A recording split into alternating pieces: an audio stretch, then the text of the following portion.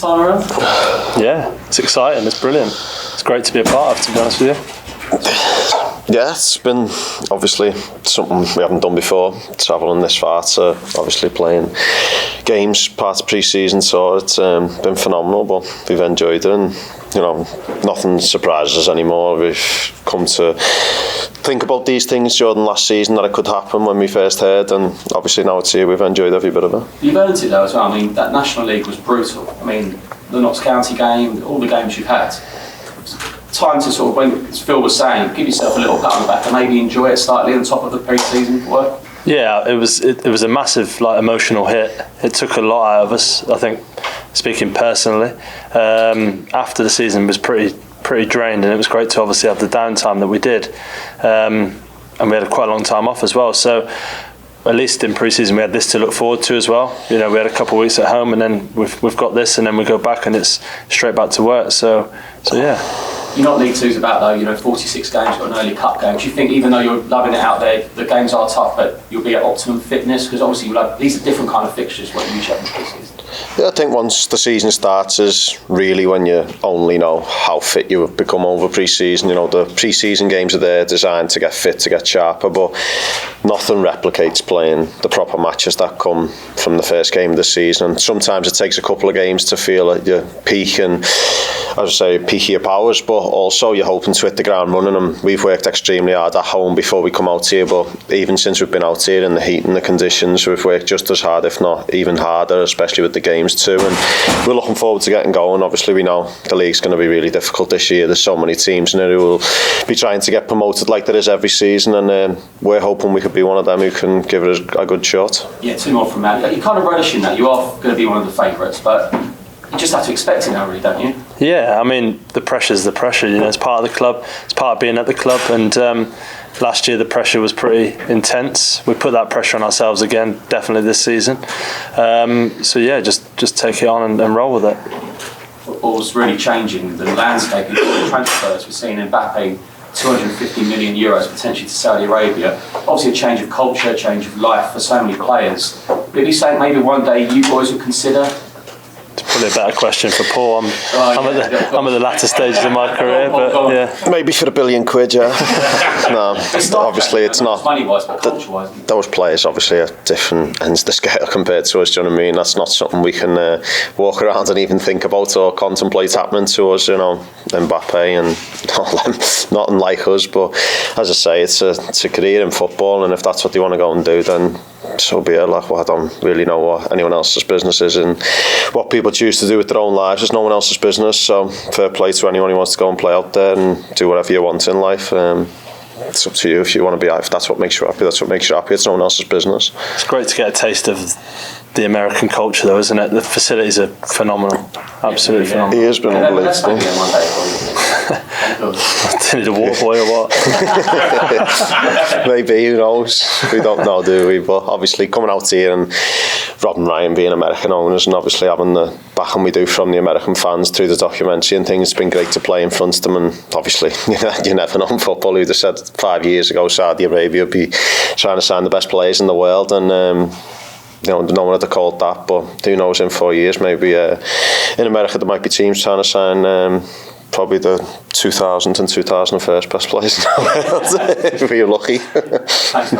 Cheers for that as well. Pick me up a bit. When I just asked the manager, just said one of the things you've done off the field was do like a tour of Hollywood. What was it? Was it the studios? Was it sort of Beverly Hills of homes? Yeah, it was just Rodeo Drive and the Walk of Fame. And just popping in and around, where was it? Manhattan Beach, South Bay, is that right? Yeah, Manhattan Beach. We went it was just great to experience the culture. Really, we didn't really have too much time, but yeah, it was nice to get a taste for it. And you come all this way, why not go and see it? With regard to sort of, so difficult last year when you pulled off, with regard to sort of recharging batteries, which is actually quite a nice, refreshing way to do it. You, etc. With a break. Yeah, obviously we had 9 weeks off, which is the longest I've ever had in football. I don't know about Ben, so I think we'd earned the holidays. You know, it was 2 years of constant pressure building on us, and the documentary obviously has caused even more pressure. That's just the way it is, and it's something we relished and enjoyed. But 2 years of being in that bubble, for it to finally pop, and when we achieved it, it was nice to just go away and have so long to relax. And why was it so long? because thankfully we won the league, so we didn't have to go to the playoffs this time. So we got the extra couple of weeks off through that, and obviously then before the EFL, didn't we? Yeah, we finished the week before the EFL 2 for obviously, I don't know why, but we did, just because we won the league also. We didn't have to play in the playoffs, which was great, and we enjoyed time away with our families, which we felt like we'd earned. And to be honest, this wasn't a holiday for us. It was it's work. We've come here to work as hard as we can, and obviously fulfil any duties we had off the pitch too. And now and again, when we have had a couple of moments to go and see the city, as we've said, we've done little tours of LA. And last night when we arrived, we went for a little walk down the beach just to sort of get acquainted with the locals type of thing. But it's not a holiday for us. This is work, and maybe one day we could come on holiday, but that'll be during the off season. How's it going, fellas? How have you found playing against the level of opposition that you have on a personal as players? That intensity, that sharpness that Premier League players possess, and obviously Manchester United, even though it's the younger team, will possess those traits. How have you found it personally playing at that sort of level? Well, it's something we've been familiar with like over the years. You get the FA Cup draws, you get pre-season games like we have. Yeah, they're tough games, especially in the heat as well, and it's the same for both teams. But the way that they move, they're just so much more athletic, and of course they're just so sharp. It's great to play against, though. Rather than maybe your usual first 2 or 3 pre-season games, it's a bit more. Sounds bad, but it's a bit more exciting. Everyone wants to play against the big teams, so yeah, it's good to do. What's the most interesting interaction you've had, or memorable interaction you've had with American fans?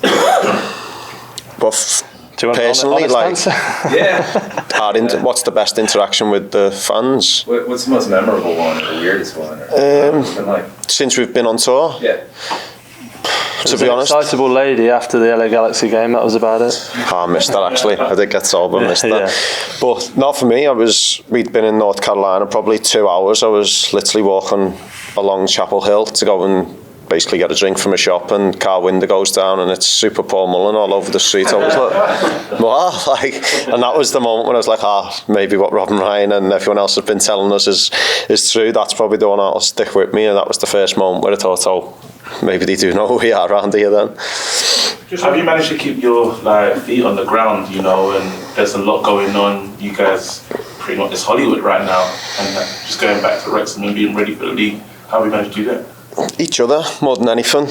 We run a real tight ship within the change room. Ben's probably the leader at that, and the manager as well. He'd take a lot of credit for that. We never get carried away. Make sure we're always giving 100%. Football is why we're here. Everything else comes after that, and if you're not doing well at football, and everything else isn't going to do so well behind it. So obviously that's in football, and then at home we've all got our own families who equally wouldn't ever let us change anyway. What would you change for? You've got work to do at home as well.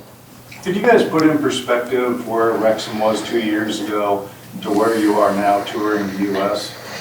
It's mind-blowing, actually. I'm probably speaking for both of us, we both signed knowing the owners, the situation. They were making a documentary, and we knew it would be exciting, but I never realised how big it would be, how, globally. We're in America, and you're walking down San Diego Beach, a bit like what Paul said then, and you've got people stopping you for photos, and it's far beyond what we ever expected. But listen, that's all the noise around the club. On the pitch has been, first season was a bit of a disappointment, second season incredible, and we've just got to go and back that up.